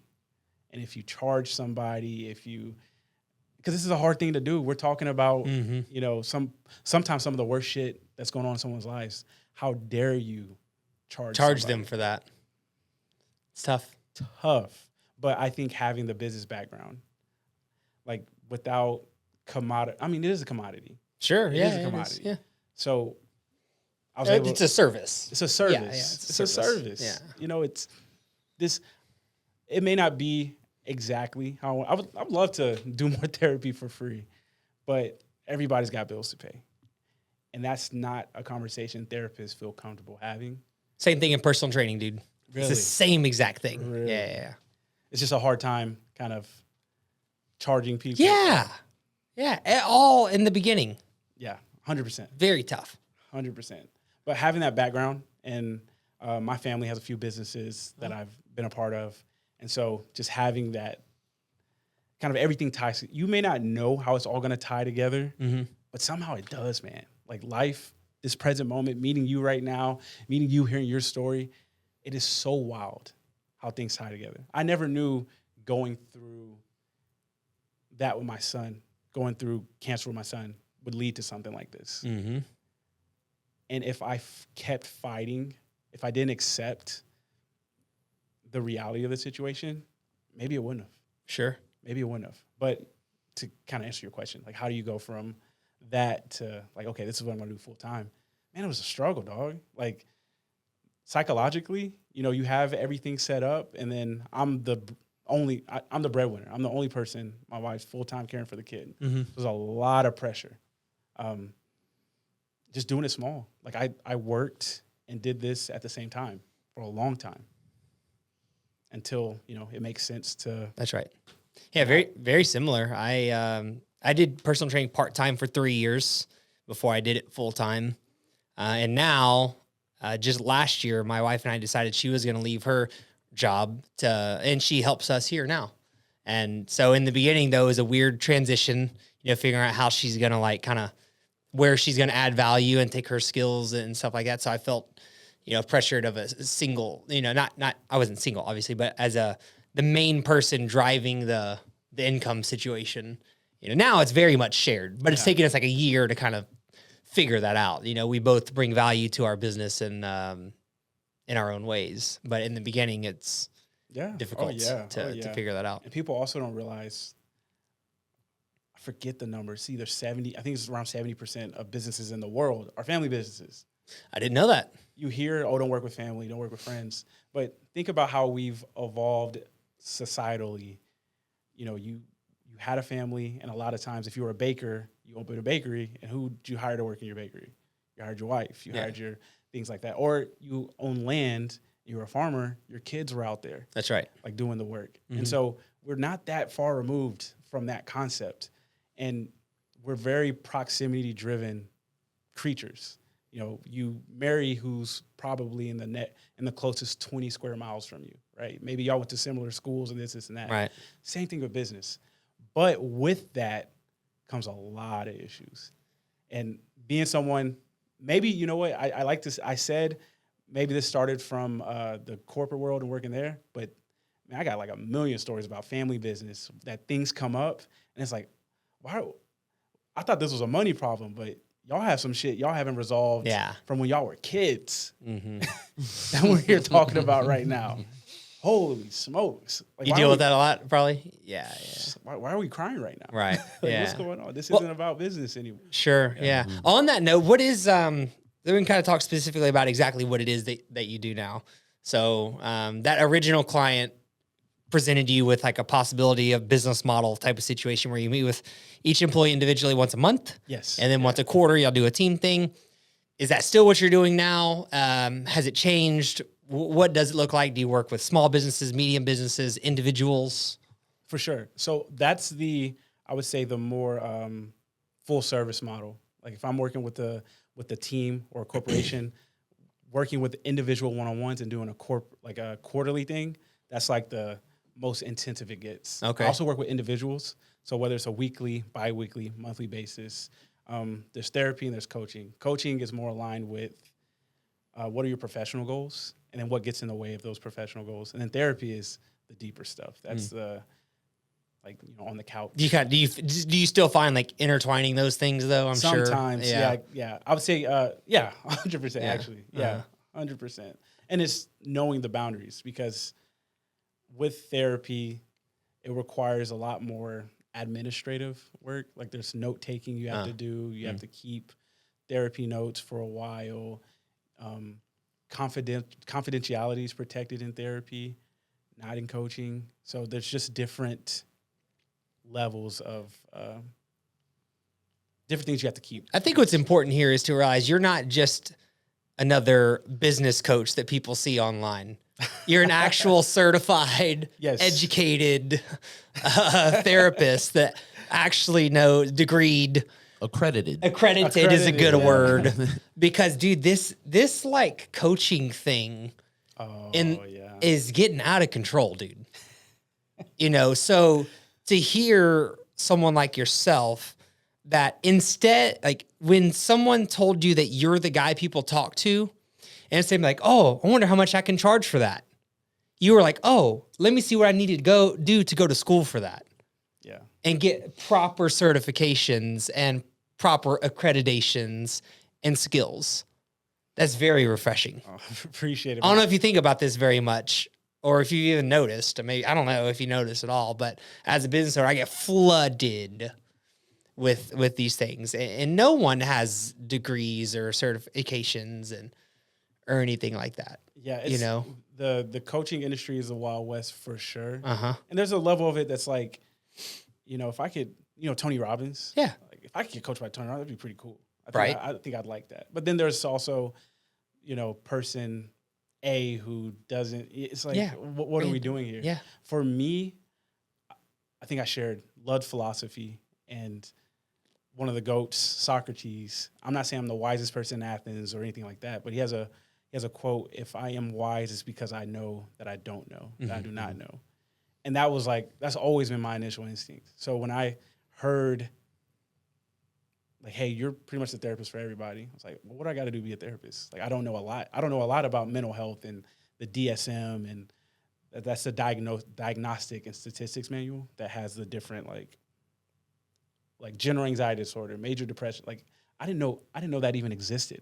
So for me, I would have had a hard time giving it back to somebody without knowing mental health for real. And I'm still learning, Sure. Well, that's very thoughtful of you, for sure. Yeah, whether you realize it or not, there's way too much advice going on right now from people that shouldn't be giving it.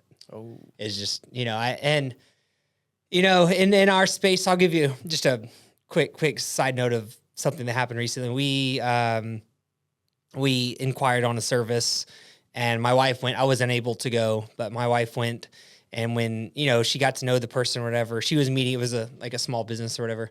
And she meets with them, and she got what she needed out of the meeting. But at the same time, the guy was just trying to tell her like how we should be running our business and things that we need to do. And she came and told me about it. And I was like, that is just so frustrating. Shut your mouth, dude. Do your job. Like, don't try to tell, you know what I mean? Yeah. Like, if you want to do that, go get accredited and do that. 100%. Right? And sometimes accreditation could be like, so I can imagine if you talk to a gym owner who like built the system that you would like they have 100 gyms or whatever, and they have the experience, maybe you'd be more open. Yeah, that's way different. That's a completely different situation than what I'm talking about right now. 100%. But yeah, that I would be very open-minded. But when it comes to talking to someone if it involves mental health, you can't just talk to anyone about it. Yeah. And then I feel like that's what's going on. People are intertwining. Like you said, they're different. Too many people are combining them together. I can see right? And they're talking about mindset things when they, I don't know what the consequences are. I'm not a professional, but there has to be some consequences to doing that when you shouldn't be doing that. Yeah, even I'm pretty hesitant to give general advice. Right. Right. And especially, so if you take somebody who's like, I'm an anxiety coach, a lot of times they had anxiety and they use whatever tools they use. That's what I'm talking about. Yes. Whatever tools they use to work through anxiety, and maybe they're still really anxious, but they haven't worked through it, and maybe they read a couple books on anxiety. Mm-hmm. And now they think they're an expert. This is happening in the nutrition space all day. Oh, yeah. All day. Yeah. I lost 40 pounds intermittent fasting. You should too. Let me show you how. Zero accreditation for, and I have a nutrition certification, so I can talk to people about it. But when it comes to specific things like that, like we have to get like actual doctors involved and stuff, like what is going on? Why are we having conversations about not eating for 48 hours? Like how are you? It's insane. The carnivore diet is like popular right now. Autophagy, that's what people say. Yeah, right. Yeah. And my understanding as someone that just reads is like, it's not even that big a deal. Like everyone has autophagy every day. You are experiencing autophagy. I'm experiencing autophagy. We're all experiencing autophagy right now. Yeah, exactly. just because, it sounds cool when you talk about not eating for X amount of time or only eating meat and avoiding vegetables. Like, you can't do that, dude. You can share your experience, sure. But as soon as you cross the line of telling someone else that they can do it this way and they should pay you to teach them how, this is ridiculous, bro. For sure. That's the inductive versus deductive reasoning. Inductive meaning I only seen white swans, so black swans don't exist. Right? Mm-hmm. This is my experience. Right. And so this is actually how the world is. Where deductive is, you know what, let me go and look at all the That's right. ecological landscape. Let me look at all the different animals. Mm-hmm. And maybe, you phrase it differently. I have only seen white swans. It does not mean that black swans don't exist. That's right. But I've only seen them. Huge difference. Yeah. Huge difference. Huge difference. That is a very dangerous. The other side of that is a very dangerous place to be, because you're. It's almost like you're assuming that everyone is just like you, and that is not the case. Right. Sorry, I'm changing the subject. But it's something I'm very passionate about. There are a lot of consequences. Yeah. Right. There are a lot of consequences to, like I think about suicide, like being suicidal. If you think you're going to an anxiety coach to work through what's actually suicidal ideations, you can be put in a very from both spots, the coach's spot and the client spot. Like, hey, actually, I'm not suited to work with somebody who's had 3 attempts this week on their suicide, but they think that they need to work on their anxiety. Maybe they should go see a therapist. But you're desperate for the money, and it's like, I'm going to go work with them anyways. That's what it is. Mm-hmm. That's the driving factor. I don't know. What do we do about it? I'm not sure. I don't know the answer, but I just want people to be aware that these things are going on. And I appreciate your approach to what you're doing. Appreciate that. I think it's very respectful, and more people need to do it, So, Sean, do you have any questions before we wrap up? I don't know how long we've been on. I don't know how long we've been chatting. Hour 36. I I do have one question. So mental health is something that's become more important in my life for the past few years. I've been trying to just be more actively aware and, self-aware, and just putting that at the forefront, not trying to react as emotionally, just being more logically. And if I do react emotionally, why did I do that? And so from the little that I've seen, a lot of it, mental trauma can stem from negative habits can stem from your upbringing. I grew up single mom, stuff like that. I would see her do things, and I've noticed that every now and then I'll kind of do those same things just subconsciously, not even noticing that it's something directly that she did that probably wasn't that healthy of a thing. I guess, how do you work through and overcome these deep-rooted habits or things like that? Yeah, I think the level of awareness you just expressed on these issues is definitely the first step. You can't work on something that you haven't identified as something you want to overcome. I do want to, and this is the way I do therapy too, is maybe challenge the initial part. I love that you had said you want to think more logically and not as emotionally. Emotions are very rational. They're very logical. You are supposed to have them. We've evolved to have emotions for a reason. But figuring out what's signal and what's noise in the emotion, that's a different story. And especially as men. I did a workshop the other day, and it was a lot of men, and we're talking about emotions, and there was 3 women. And the women having a colorful conversation about emotions. It's my therapist's heart is so full. It was crazy. Yeah. And then we get to the men, they're talking about anger, and that's it. Yeah, I've always thought men's mental health is kind of equated to anger and happiness at times, but definitely more anger than anything. And so my challenge is to identify, allow for yourself to have a more wider range of emotional spectrum. I would challenge, because even as you just spoke right now, is it anger? No, I guess not in this situation. Okay. But whenever you said as men, yeah, whenever a man expressed hey, I'm angry. Is it just being more curious about the emotions and allowing for them to be in the room and not just the logic. because it is rational that we've developed emotions over time.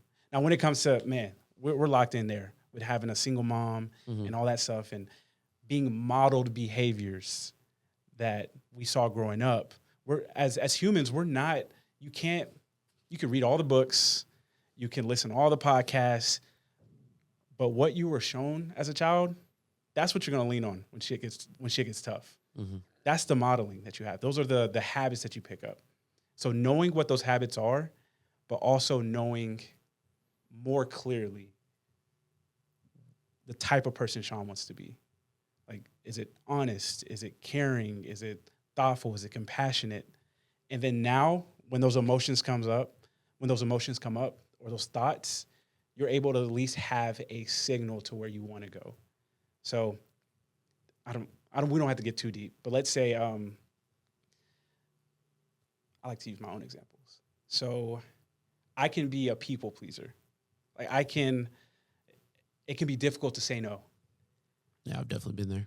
Yeah. So whenever that comes up, Sean asked me for this, questioning, why do I want to say yes right away?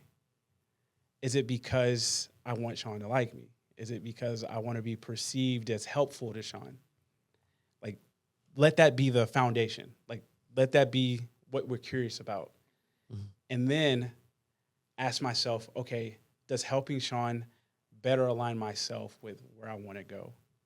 And it doesn't mean it needs to be transactional, right? Yeah. It doesn't mean like, hey, I can't get this from Sean, so but it's more so being a little more selfish, just a little bit more selfish. Yeah, I've heard something, I think it was in the past year. It said, if it's not hell yes, then it's no. Oh, it's a fuck no. I think Yeah. Oh, Yeah, but I really like that quote because, I'm definitely been, I do, outside of this, I do a lot of photo and video work. That's what kind of led me here. And there was plenty of times where I would take a job and it's like, I could do it, but it's like the scope would probably be a little bit bigger than I thought. But I was just like, oh, well, I get to shoot. So this is cool. And, or just in life, when people ask you for something, and it's like, a lot of times it's very easy, or it was easier at a time for me to just be like, yes. Yeah, I'll do it. I can help someone, and I guess that's like where that, like you said, that alignment of who I wanted to be. I wanted to be someone that helped others because I don't know. It's like you, I don't know. It's I feel like it's good to help people. Like Yes. like seeing like you're stuck on the side of the road, and you're like, damn, dude. If someone was just like roll up and be like, dude, I'll help you right now. It's like that would like change, like that would be so awesome. But it's like I'm stuck on the side of the road with no one to help. And it's like if I see that now. I see someone on the side of the road, I'm like, damn, I really want to pull over and just be like, you need something. I'm not saying I want to lift the car up and do all the other stuff, but you can't always do that. You can't always do 100%. that. And have you flown before? Yeah. Yeah.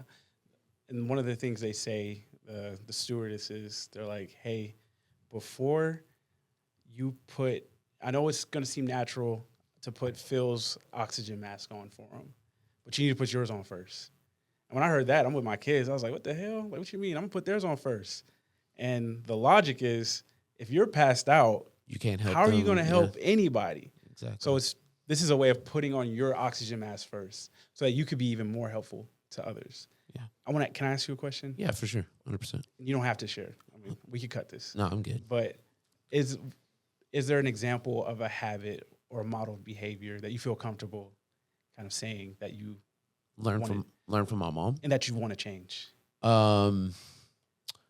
Working a lot without a clear goal, just to feel like you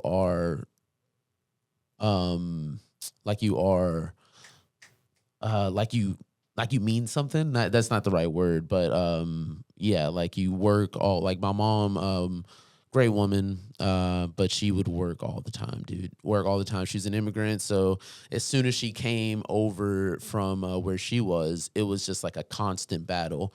And as a kid, it's like I didn't really go without a lot, but I didn't really understand the struggles it took to have that for someone until now. I find myself in similar situations, actually very similar. It's kind of weird because she worked a lot of overnight. And now I work a lot overnight in this other thing that I do. And I would notice like, man, there are days where I'm like in the day where I'm like tired. I don't want to do anything else but like sleep and get ready for work the next day. And it's like, yeah, the like money will come in and it'll be good, but it's like having no direction with it. It just leads you into this like constant, you're going and going and going and going and going. And then it's like, you know, for what? If you have no direction, then it's like, for what? So I guess that's one for sure. Kind of just going OD. You want to say something? Okay. Going OD and learn, and it's crazy. We have that. My mom worked overnights too. Like a lot. Was she in health? Home health. Home health. Yeah, she was a CNA. That's wild. My mom was a CNA as well. That's so weird. That's great. Hey, we have to say mom. For real, bro. That's so weird. CNA. She worked overnights, and a part of that is really, and I'm going to use good and bad just so we can have a point to where we have this conversation. Mm-hmm. Well, that is good. Like it's good effort. You learn effort, you learn hard work, you learn how to kind of bust your ass, get through things. And I'm sure a lot of that benefits you in your professional career. Same here. It's the point, and we talked to Phil about this, of a ship with no direction, no sail is favorable. So whether it's going north, south, east, west, you're just out there in the water. Mm-hmm. I would ask the same question that Denver asked Phil, is what do you want? Yeah, you don't have to know this now. But. No. I mean, it was something that became more apparent to me. So we were talking about the cancer thing, and my mom went through cancer. She fought with it for about a year, and then passed a couple of months back, and it was tough. You know, it hit hard. But something, you know, that like I was saying, a lot of breath work, a lot of running, and a lot of fitness things to kind of take my mind directly off of it. But being aware of, like, I would see what she would do, and like my mom was definitely like shirt off the back, you know, to help you like to a fault a lot. You know, there was definitely, but there was times where she would help people, and it's like, dang, dude, you did that for that person, and that was great. Like you changed their life or whatever. And I'm like, you know, towards the end of the time, I was like, dang, I think that I kind of feel like that's a purpose that I would want to adopt even more. And how can I do that in a way where it's not as taxing to me to where I can't have anything for myself, or I can't do anything for myself. And so kind of taking what she's doing, eating the meat and throw away the bone a little bit. Like I love that you help people, and I love that you put yourself out there, but I want to do it for the right people. And I want to do it in a way that's more sustainable, where it's like I'm not burning myself to death to keep you warm type thing. So that's kind of what I'm thinking. What a great just to kind of, you know, butt in a little bit, I guess here. Sean's the guy who will burn himself to death to keep you warm. Oh my! I got chills. Yeah, on that. That's Sean's that guy. So it's something to work on. Yeah, so Sean, for sure. And again, this isn't therapy. We don't have a lot of time. Keep caring about people. Just add yourself to the list. There you go. True, very true. Just add yourself to the list. Be the person. If you burn yourself alive to keep other people warm, that's an extreme. And I'm going to use this probably today.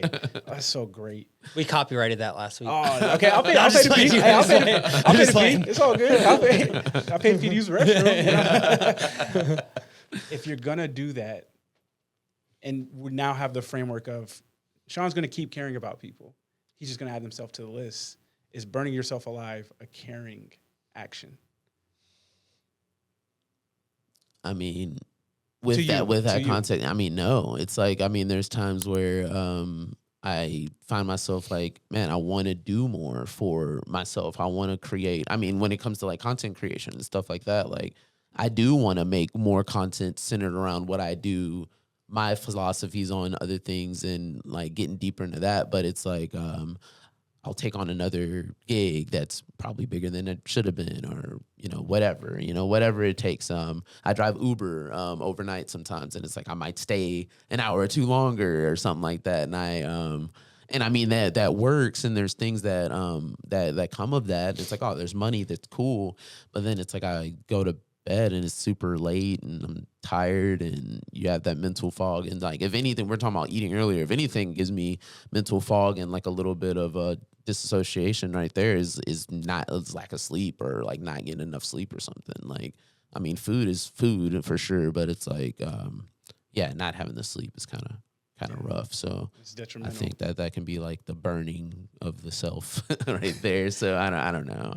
I don't know. No, man, powerful share. I appreciate you. And I'm sorry about your mom, man. No, it was like you said. I mean, it's life just did feel like it stopped for a while, but yeah, the world did keep spinning. And that was something that she would talk about a lot. She's like, man, I feel, and I can only imagine and that was something too that kind of helped me is like, I can only imagine, dude, being in that state, like hard worker, super independent, didn't have to ask a whole lot of others, but you can do a lot for yourself and you help others and stuff like that to like now you don't drive, you don't really walk now. You are in a bed all day and it's like we're here for a little bit, but then we have to leave. And then it's like now you're just here by yourself. Like that like crushed me, you know? And I was like, man, just thinking about like for her, like her world really did stop. And it was just like, dude, like her time perception was off so bad. And it was like towards the end of it all, it's like I was like, man, I'm just lucky to have the opportunity to be able to go out and run or work or walk or like it was so that was something that kind of like helped ground me a little bit. But for sure, if we're building a training program to care about ourselves more, right? If you ask the internet, like, all right, go work out 7 days a week. But if you ask somebody who knows what they're talking about, it's, 2 to 4 times, maybe 5. Mm-hmm. And then rest and nutrition as well. So you've got the effort part down. You've got the work, the showing up to the gym part. It's rest, recovery as well for you to fully actualize this person that you want to be. You've got the workout parts. And I'm sure you've been there sometimes. It's like, you know what, hey, you're overworking. Like you're showing up here too much. Why are you here for 3 hours? Why are you at the gym for 3 hours? Yeah. But it's the term you hear self-care all the time. Mm-hmm. Self-care is the rest and recovery of the personal, like of our personal selves. And it's also it's also a big part to grow. Yeah. Man, appreciate you, bro. I say this to I had a coworker say, people will say you're strong when you've gone through or going through things in life, but you didn't choose to be. You just had to be. Dude, 100%. Mm-hmm. And so 100%. I say that to you as a comrade in this grief that. I mean, in your situation like that, like, dude, that like breaks my heart hearing a 2-year-old go through that, just because I know how hard it was from watching my mom go through it. And it's like, I hope in everything in me just that he pulls through, man. Appreciate like you, bro. That's hard. You're so young. Yeah, so terrible. Young. And the resilience that he's shown. I say and on purpose instead of but. I feel like but, kind of discredits it.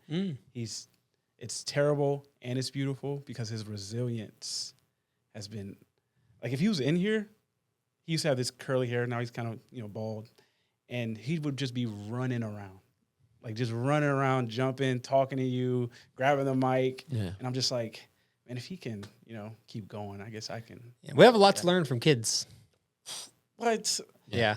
My next thing may be introducing play therapy to adults. So you have play therapy, it's a bunch of games and stuff, and kids love it because they're able to play, and then they can also talk about whatever's going on. I did that when I was a kid.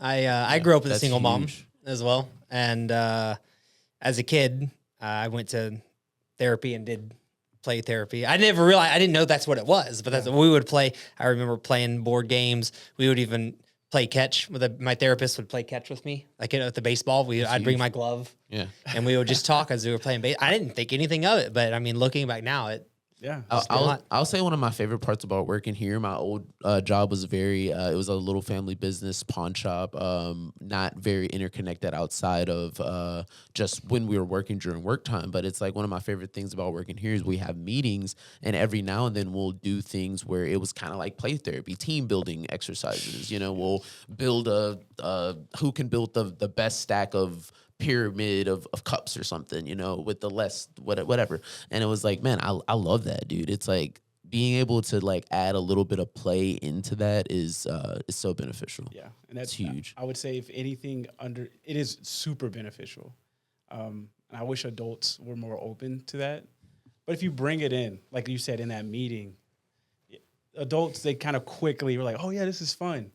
It's just not as, with a kid, that's kind of the first thought. Yeah. Like if I'm going to therapize this kid, I can't just sit him on the chair and like, okay, maybe I'll bring out Connect 4 and then we'll do Connect 4. Yeah. Adults are very similar. If we let our egos down, if we let our guards down, very similar. Yeah. So more play. Yeah, More play. for sure. I think that with kids, they don't take all the external things into account. They just do what they want, which, I mean, obviously as adults, we have to ride that line, within reason, right? But kids will just talk to anybody and just like chat with anybody for the most part. Or if they don't like that person, they're just like, I'm good. Yeah, and they'll let you know that too. Oh my gosh, yes. Yeah. They'll tell you. I think it's probably important, Man, we could sit here and chat forever. Sorry about that. No, this is good. This is good stuff. But anything else that you want to kind of mention? I know we talked about or anything, a lot of things. Tell us like how you get your clients, what your services look like, where to contact you, all those types of things. We can kind of wrap up with that. For sure. Well, appreciate y'all for real. I mean, this has been a powerful conversation for myself. TJ, licensed therapist, associate, and leadership coach, Powered Thru Purpose. So powered spelled the regular way, through THRU, and then purpose spelled like purpose. If you don't know how to spell it, it's okay. Google, we'll do autocorrect. .com, poweredthropurpose.com, pretty much anywhere. And then Powered Thru Purpose on Instagram, Facebook, all that good stuff. And you work with teams and individuals? I work with teams and individuals, so one-on-one therapy and or coaching. And then on teams, a lot of the team building stuff, just really helping people connect better, one with themselves, or two with their teams, do you do those in person and virtually, both? Both. So okay. I'll come on site for the teams, and then I'm actually opening an office in Friendswood in a month. Congratulations, dude. Yeah. You were telling me, we talked maybe about a month ago, and you were telling me you were kind of looking for something. Yeah, found something in Friendswood. Very nice. In a month. So right now, it's virtual for the one-on-ones, but very, very soon. Okay, cool, man. Congratulations. About to come check out your spot. Appreciate for sure. Yeah, for sure. We wanted to do we opened in Pearland not so long ago. We were looking for it's so hard to find a spot over there. Yeah, I ended up there was this therapist who she had like 3 or 4 rooms. Okay. And then she sublease. 100%. Yeah, that's a great way to get started for sure. Yeah, all right, man. Well, dude, appreciate your time. Appreciate y'all. Yeah, it was really great. Yes. Make sure you like, subscribe, check out TJ, and guys, we'll see you next time. Peace. Peace out.